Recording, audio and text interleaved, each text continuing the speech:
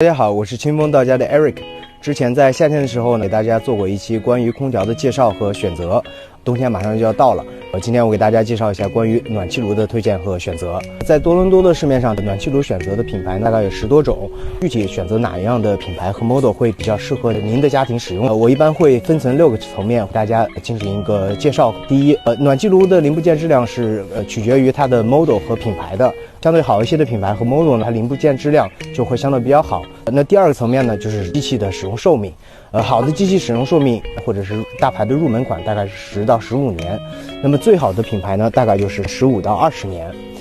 第3个呢，就是它的安静程度，因为冬天的时候大家大部分是在家里面待着，所以说这个机器的工作声音也是要放在其中考虑之一的。那么好的品牌呢，它会多加一些soundproof insulate， 那么从而让机器运转的时候会更加安静一些。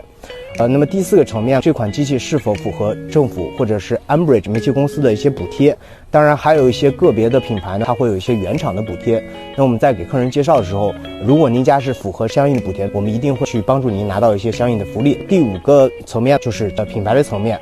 其实我们作为一个正规的商家，我们主要是针对像这个品牌的市场占有率。为什么这么说呢？因为品牌市场占有率比较高的情况下，那么它零部件补充就会相对比较充足，对您将来维修会比较及时。最后一层层面呢，是您的一个预算，我们一般会根据您家对这个房子的使用方式，比如说您家这个房子是作为一个投资房，或者说是一个自住房，我们会推荐不一样的品牌和 model 来符合您家的一个情况。